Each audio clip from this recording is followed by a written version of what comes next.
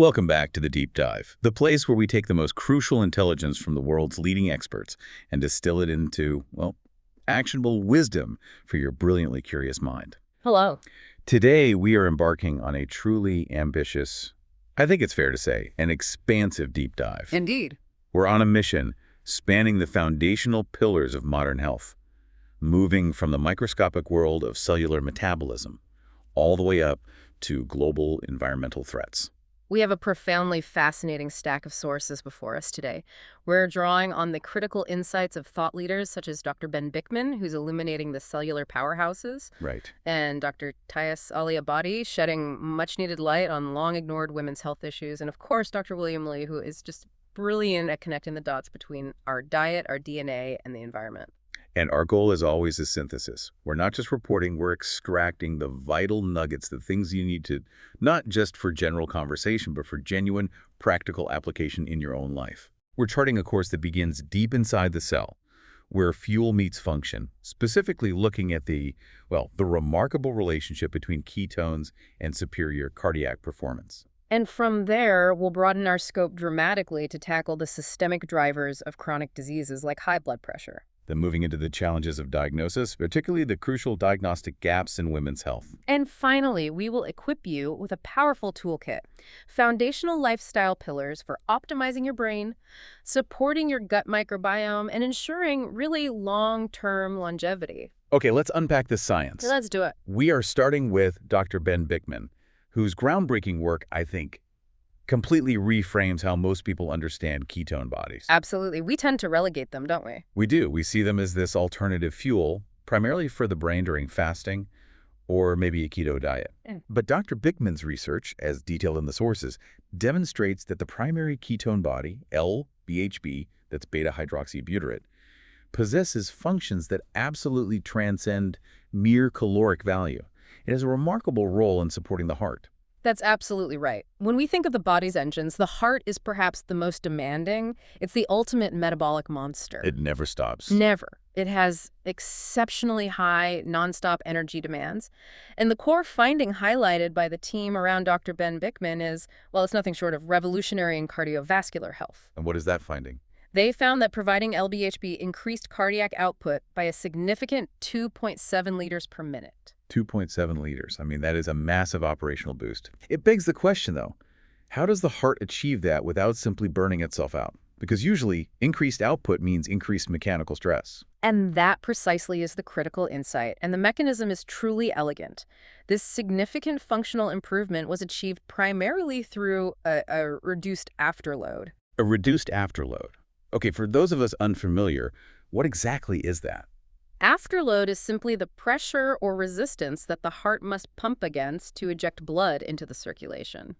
It's the constant fight against the pressure in your arteries. So the ketone isn't making the engine run hotter, it's clearing the road ahead. The heart isn't working harder, it's just, its job is easier. Precisely. It's facing dramatically less resistance, making its job more efficient. As Dr. Ben Bikman himself notes, improved function without increasing mechanical stress is the holy grail when treating a failing heart. You want more output with less strain. Exactly. You are, in effect, making the heart's work easier and its efficiency higher. Now we get to the fun part, the molecular mechanics. That efficiency immediately tells us this isn't just about fuel.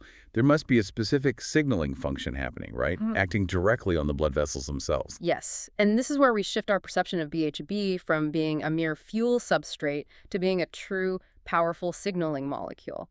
It adds, as Dr. Bikman calls it, another layer of fascinating signs. So what does it do? The sources indicate that BHB acts directly on two crucial elements: the vascular smooth muscle cells and the endothelial cells, the lining of the vessels. The very same. This action promotes vasorelaxation. If we simplify that term, it just means the blood vessels relax and expand. So it's actively easing the constriction, the tension, within the body's entire vascular network. It is. By reducing that constriction, you lower the systemic pressure, which is exactly what the heart is pumping against. It's brilliant. It is brilliant. But beyond easing the workload, do ketones offer any structural, long-term protection to the heart muscle, the myocardium itself? They offer profound structural protection, and this is where the HDAC story becomes so critical. Right. A key failure point in heart disease is the degradation of the microvascular network, those tiny essential blood vessels that feed the heart muscle itself.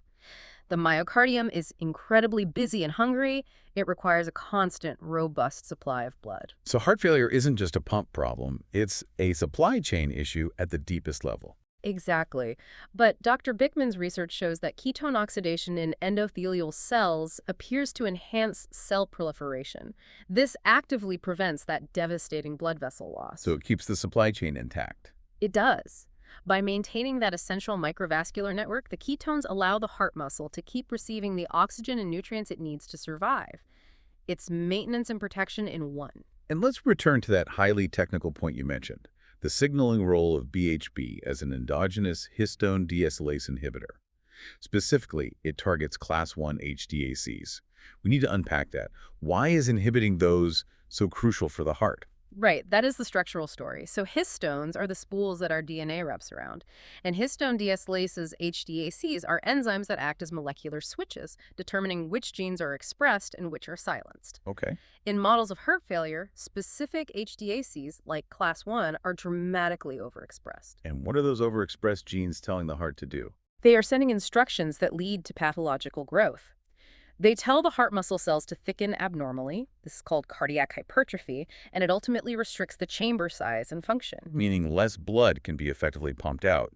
Your ejection fraction is compromised. Precisely. Dr. Bickman's team found that BHB acts as a brake on these detrimental enzymes. So by inhibiting these specific HDACs, the BHB is literally turning off the bad genetic signaling that causes the heart to thicken pathologically. It restores normal growth patterns. The research demonstrated that in heart failure models where ejection fraction was already compromised, BHB not only restored the heart's ability to dilate and expand properly, but it maintained function that was described as totally normal. Totally normal. That is remarkable. It's a truly remarkable finding. It highlights the potential for metabolic strategies to reverse compromised function in the heart. That cellular rescue story from Dr. Bickman is a beautiful example of molecular precision. But now we must, I think, zoom out and face the rather grim reality of systemic issues driving chronic disease at a massive scale. Let's pivot to high blood pressure, or hypertension, and the shocking figures surrounding metabolic health. Drawing on the wisdom of Dr. Mark Hyman and specialists like Dr. George Papanicolaou and Dr. Cindy Geyer. The statistics are, frankly, horrifying. The sources tell us that 93.2% of adult Americans suffer from at least one major metabolic health issue. 93.2%. Yes. Whether it's high blood pressure, high cholesterol, high blood sugar, a history of heart attack or stroke, or being overweight. Let me just make sure I heard that correctly. Only 6.8% of adult Americans are functionally free from major chronic metabolic problems. That is the stark reality. It suggests that the standard approach is fundamentally missing the mark. We focus on treating symptoms like blood pressure rather than the root causes. And we often treat high blood pressure as a simple plumbing issue, don't we? Too much water in the system, narrow pipes. Exactly. But the functional medicine perspective, championed by Dr. Hyman's colleagues, emphasizes that hypertension is fundamentally a problem of inflammation and oxidative stress affecting the lining of the blood vessels, the endothelium. If the endothelium is inflamed, it struggles to relax, which brings us right back to that afterload problem Dr. Bickman mentioned. It all connects. And the primary driver of this rampant endothelial dysfunction is systemic insulin resistance. And what triggers that insulin resistance? The sheer volume of refined carbohydrates and sugar we consume. Let's nail down the figures on that dietary disconnect. How much sugar and flour are we actually talking about annually for the average American? The figures are truly hard to comprehend. We're discussing approximately 152 pounds of sugar and 133 pounds of flour. Mostly processed white flour consumed by the average person every year. 152 pounds of sugar. That's nearly a pound of processed carbs every single day. And that relentlessly drives metabolic issues, dangerous visceral fat accumulation around the organs, and ultimately the chronic inflammation that results in hypertension. So if hypertension isn't just about genetics or age, what are the often overlooked yet highly modifiable root causes that functional medicine identifies? The source material highlighted a comprehensive list of hidden factors that Dr. Papanicolaou and Dr. Geyer focus on. Firstly, undiagnosed heavy metals, things like lead and mercury. How do they affect blood pressure? These toxins accumulate in the body and directly damage the delicate lining of the blood vessels, forcing the heart to work harder. They trigger chronic inflammation, which means the blood vessels lose their ability to produce nitric oxide. Which is the body's natural signal for them to relax. Precisely. If the vessels can't relax, pressure naturally rises. Fascinating. And what about conditions that don't seem obviously connected, like sleep issues? Sleep apnea is a massive, often undiagnosed factor. Every time a person stops breathing during the night, their body goes into fight or flight mode. This triggers a huge surge of adrenaline, spiking blood pressure repeatedly. It turns the body into a chronic stress factory. And then, of course, nutritional deficiencies. Critical ones. Magnesium deficiency affects about half the population, and omega-3 deficiency affects over 90%. As Dr. Mark Hyman consistently emphasizes, these are all treatable causes. Now, let's tackle the sodium debate, which has dominated hypertension management for decades. Yeah. What is the sophisticated functional medicine perspective on the sodium versus potassium balance? The traditional cut-the-salt narrative is critically incomplete. The sources clarify that only a subset of the population, generally less than 50%, is genuinely salt-sensitive. So for over half the population, salt isn't the primary issue. For the majority, the true crisis is not just excess sodium, but the drastic imbalance in the sodium-to-potassium ratio. Can you put that historical shift into perspective for us?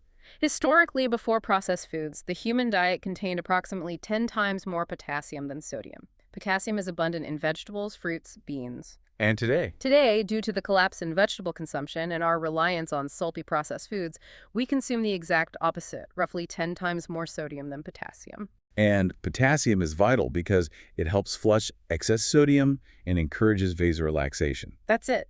So the current hypertension crisis is, in large part, a crisis of potassium deficiency. This all points toward the necessity of a total systemic reboot.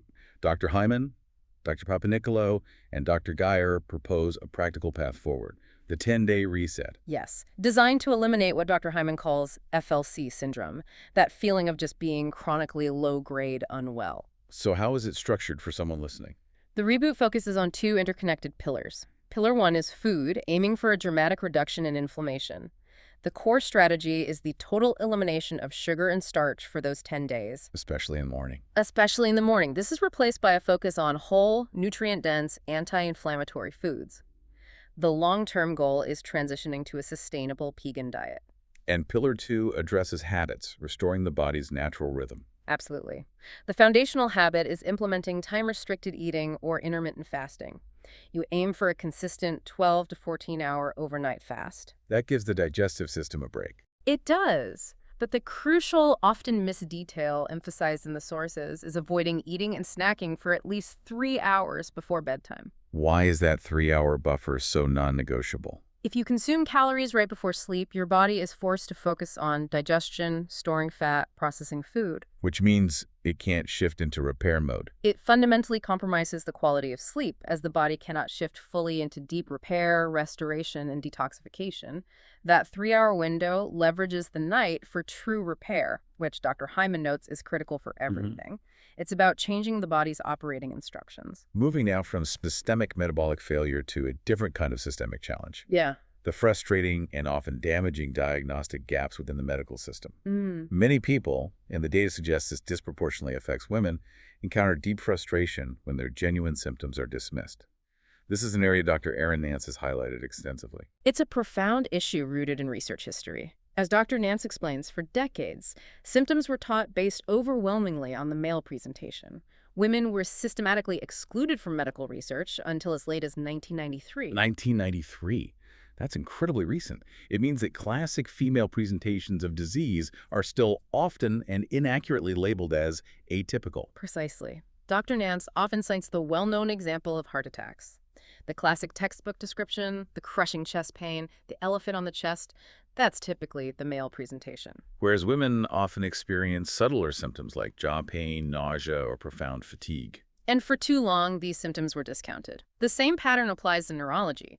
Conditions like ADHD were long thought to disproportionately affect boys because the presentation in girls, often internal disorganization rather than hyperactivity, was unrecognized. So for the patient who feels intuitively that something is wrong, who has been told repeatedly, "You're fine," what is Dr. Nance's advice for self-advocacy? Her primary advice is simple but crucial. always trust your intuition. As Dr. Nance asserts, if multiple doctors say you're fine, the interpretation should be, we haven't yet found what's truly wrong with you. That's a powerful reframe. It is. And number 2 is the deliberate cultivation of patient empowerment through data. She even suggests a tactical use of AI, recommending patients use tools like ChatGPT to generate a 5-differential diagnosis based on their complete symptom set. Not to self-diagnose, but to prepare for a better conversation with the doctor. Exactly, to elevate the quality of that conversation. Dr. Nance shared a powerful personal story illustrating this, a case of a patient with thumb pain. Tell us about that. This was a case where Dr. Nance, an expert hand surgeon, initially followed the standard algorithm and still missed the underlying issue. A patient presented with severe, persistent thumb pain. A standard trigger finger injection had failed. Dr. Nance tried another, which also only gave temporary relief. So the next step would be surgery. The next logical step was surgery for trigger finger release. She performed the surgery, but frustratingly, the patient's pain persisted despite a technically successful operation. A truly frustrating outcome. It suggests the source of the pain was somewhere else entirely. It was. Dr. Nance initially referred the patient to a spine specialist, but that was ruled out. The breakthrough only happened when she dedicated time to what she calls collecting the dots. So she stopped focusing only on the hand. Yes, and began asking about seemingly unrelated systemic symptoms the patient had mentioned over time: irritable bowel syndrome, pre-existing scoliosis, and hyperflexible joints. And what did that disparate collection of symptoms point to? Those 4 facts, persistent pain, IBS, scoliosis, and hypermobility, pointed to a very rare underlying systemic issue: Ehlers-Danlos syndrome, or EDS. A condition involving defective collagen. The very structure that holds our bodies together. This realization transformed the diagnosis from a simple, localized hand problem into a complex genetic disorder. It powerfully underscores the need for clinicians to pause and synthesize seemingly unrelated data. That need for holistic synthesis perfectly sets the stage for our next expert, Dr. Tyus Alibadi, who specializes in the critical intersection of metabolic health and reproductive conditions. Conditions which are also chronically undiagnosed and often dismissed. Dr. Alibadi highlights devastating statistics regarding PCOS and endometriosis. She stresses that the vast majority, she estimates up to 90% of patients with these conditions, are walking around undiagnosed. 90%. And the delay has staggering consequences, particularly for fertility. Yes, she notes that some endometriosis patients experience so much inflammation and ovarian damage that they can lose all viable eggs by age 30. An accurate diagnosis is often obstructed by outdated myths, isn't it? Particularly regarding PCOS. Absolutely. Dr. Alibadi works tirelessly to dispel these. It is false that PCOS requires high testosterone. It is false that it requires multiple cysts on the ovaries. And critically, it is false that a patient must be overweight to have it. So what are the core drivers? The core drivers, mirroring our discussion on hypertension, remain chronic inflammation and overwhelmingly underlying insulin resistance. This brings us to a compelling and genuinely profound patient story shared by Dr. Alibadi, showcasing the transformative power of treating that root cause. The story concerns a 26-year-old PCOS patient who Dr. Alibadi had treated for several years with limited success. The underlying metabolic control was just so difficult to achieve. And then what happened? Once the patient started a GLP-1 medication, which primarily acts to regulate and improve insulin sensitivity, her entire life trajectory shifted. She returned to the office a few months later transformed, confident, self-assured, energized. The profound emotional impact of regulating metabolism is what is so striking here. It is, and the quote from the patient is what truly resonates. The patient was in tears and looked at Dr. Alibadi saying, "Dr. A, this is the first time in my life I know what it means to be happy." Wow. That anecdote powerfully demonstrates that regulating deep-seated insulin dysfunction provides far more than just physical changes. It dramatically improves motivation, elevates self-esteem, and addresses the debilitating psychological toll that chronic metabolic struggle imposes on a person. It speaks volumes about the connection between metabolic and mental health. Yeah. This entire section consistently circles back to the necessity of patient empowerment, a point Dr. Alibadi reinforces with considerable force. She observes quite rightly that endometriosis, which affects about 1 in 10 women, is frequently dismissed. She notes that if men had an equivalent condition, the scientific response would be accelerated dramatically. The call to action is unequivocal then. Women must become their own highly educated health advocates, insisting on specific tests, understanding their condition, and recognizing that no one possesses more critical data about their own body than the person experiencing it. We've moved from the microscopic to the systemic, and from clinical gaps to patient empowerment. Now, let's shift focus to highly actionable lifestyle and environmental adjustments. The longevity toolkit. Exactly. We begin with the foundation of gut health and the critical need for fiber diversity, drawing on the expertise of Dr. Karan Rajan and clinical nutritionist Angie Ash. The overwhelming consensus among these experts is crystal clear. Chronic low-fiber diets carry serious long-term risks. Fiber is not merely roughage, it is the vital fuel for the entire internal world map of the intestines. A world map. That's a wonderfully vivid analogy from Dr. Karan Rajan. How does he break down this concept? He describes the colon not as a single uniform tube, but as different distinct continents. The right colon, the middle colon, the distal colon. They each host different unique populations of bacteria. And these different populations eat different things. They consume slightly different types of fibers and produce varying beneficial byproducts. And the gold standard byproduct we're aiming for is butyrate. That would be butyrate. Butyrate is a short-chain fatty acid that is real gold dust for the colon cells. It's their primary fuel, it reduces inflammation, strengthens the gut barrier. So if you only eat a narrow range of fibers, say just from broccoli, you are effectively starving some of these bacterial populations. You're starving specific continents of the colon, precisely. Dr. Rajan urges food diversity, suggesting listeners deliberately try something unique, focusing especially on tubers and root-based foods like cassava or parsnips. Because those fibers are hardier and make it to the end of the line. They make their way all the way to the distal colon, where those specialized butyrate producers reside. Now, in the pursuit of gut health, we've seen an explosion of direct-to-consumer gut biome tests and supplements. What is the measured expert critique of these? Angie Ash expresses deep skepticism regarding the clinical validation of many commercial gut tests. She notes that too often the tests yield technical results that ultimately only suggest common remedies. Increase fiber, try a probiotic. Insights you could have gotten from a single dietary review. Exactly. The expense often doesn't correlate with actionable, personalized insight. And Dr. Karan Rajan offers a specific warning regarding fortified, ultra-processed foods. Yes, he points out that when products are fortified with fiber, they frequently use the cheapest, poorly tolerated commodity fibers, like inulin or chicory root fiber. While technically fiber, they can often cause significant digestive distress and don't offer the micronutrients of whole foods. Shifting focus now from things we should be eating to things we must urgently avoid. We need to address the alarming new environmental threat that Dr. William Lai calls the new smoking, microplastics. Dr. William Lai is absolutely raising the global alarm on this. The quantifiable risk is genuinely shocking. Current estimates suggest that Americans are consuming the equivalent of one credit card's worth of plastic every single week. That puts the risk into visceral terms. Where are the most significant sources that Dr. Lai's research points to? The data on seemingly innocuous sources is startling. For instance, simply steeping a single tea bag can shed up to 1 billion plastic particles into your mug due to the plastic mesh used for sealing. A billion. Yeah. And the danger is not hypothetical anymore, is it? It's being quantified in human disease. This is the most crucial data point. A landmark study found microplastics and nanoplastics physically embedded within the arterial clots surgically removed from cardiovascular patients. And what was the outcome for those patients? Critically, those patients who had identifiable microplastics within their clots were associated with a staggering fourfold increase in the risk of a fatal heart attack, stroke, or death from any cause over the next 3 years. That elevates this from an abstract pollution concern to a direct, life-threatening risk factor. So what are the key avoidance measures Dr. William Lai recommends? He emphasizes practicality.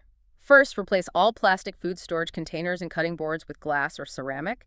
Second, minimize the use of plastic water bottles. And third, be highly aware of paper cups. Those ubiquitous coffee cups are lined with a thin plastic polymer. Let's pivot now to non-pharmacological methods for optimizing the mind, starting with Dr. Matthew Walker's research into what sounds like science fiction. Gamma entrainment, using sensory stimuli, or genius. Dr. Walker explains G-News as a remarkably simple yet powerful way to nudge neurons to follow a specific rhythm using external stimulation flickering lights or pulsing sounds at precisely 40 hertz. You're essentially giving the brain a rhythmic metronome. What are the observed benefits of this targeted 40 Hz tuning? In exploratory human studies, participants showed a measurable 10% increase in cognitive performance and memory scores. But the most compelling research is related to neurodegeneration, specifically Alzheimer's disease. How does it help there? Dr. Walker notes that 40 hertz stimulation seems to stimulate the brain's cleansing cells, helping to clear toxic amyloid plaques. He uses the beautiful metaphor that we are inviting the brain to dance again. Next, let's explore the power of directed mental focus through hypnosis, a topic Dr. David Spiegel has modernized. He reframes it entirely as a tool for personal agency. Exactly. Hypnosis, particularly self-hypnosis, is redefined by Dr. Spiegel not as a process of losing control, but as a systematic method of gaining profound cognitive control. He defines it as a state of highly focused, engaged attention. And it's effective for managing stress. Extremely. Dr. Spiegel notes its ability to give people cognitive flexibility. It allows them to dissociate the physical reactions, a racing heart, tension from the psychological reactions. So it uncouples the physical symptom from the psychological spiral of worry. Precisely. It helps the mind regain mastery over the body's unconscious stress response. To conclude this deep dive, we return to the wisdom of longevity and the need for conscious action, drawing on the philosophy of Dr. William Lai's centenarian great-uncle and Dr. Joe Dispenza's behavioral programming. Dr. William Lai's great-uncle, who remained healthy enough to host his own 100th birthday party, attributed his long, robust life to simplicity and intentional actions. 3 pillars of wisdom. Which were? 1. Let anger roll off your shoulders. 2. Constant consumption of green tea. And 3. Daily social exercise. He walked up stone steps with friends, combining movement with critical human connection. A powerful trio. And how does Dr. Joe Dispenza translate that intentionality into a practical daily practice? He emphasizes that genuine change occurs in the present moment, yet we spend our time executing unconscious programs. To counter this, he recommends establishing a think box period before meditation. What do you do in the think box? You intentionally clarify and process every known challenge and intention for the day. The tough meeting, the challenging email. You process the distracting known out of the way. Before attempting to access the deeper unknown of meditation. Exactly. Once you have cleared your slate, you move into the play box, which is the meditation itself. This practice programs a new conscious behavior before you enter the day, ensuring you are operating on the playing field of conscious change. What an extraordinary journey. We've traveled from the molecular powerhouse of ketones boosting cardiac output, thanks to Dr. Ben Bikman's work, explore the complex hormonal drivers of women's health with Dr. Thais Aliabadi's moving patient story. Through the insidious threat of microplastics that Dr. William Lee warns us about, right into the realm of neurooptimization with 40 hertz rhythms from Dr. Matthew Walker. The consistent, unifying message across all these fields is the critical importance of informed self-advocacy and patient empowerment, a theme passionately championed by Dr. Erin Nance and Dr. Thais Aliabadi. It is. The deepest insights, from the centenarian's commitment to simplicity to the molecular protection offered by BHB, underscored that the keys to robust health are found in deliberate, consistent, and well-informed choices about what we consume, what we avoid, and how we choose to think. I leave you with this final provocative thought. Dr. David Spiegel teaches us that self-hypnosis is a method of gaining cognitive flexibility through highly focused, intentional attention. Given the new science on microplastics and the systemic damage they cause, could we use similar techniques of highly focused attention to dramatically increase our awareness of environmental inputs? And ultimately, strengthen our physiological and psychological resilience to the subtle toxins that modern life inevitably throws our way. Can focused, conscious intention be a shield against the inescapable? That is a fascinating question for the highly conscious learner. A challenge worth integrating into the think box, indeed. Thank you for joining us for this deep dive. We encourage you to keep exploring, synthesizing, and questioning the norms. Until next time.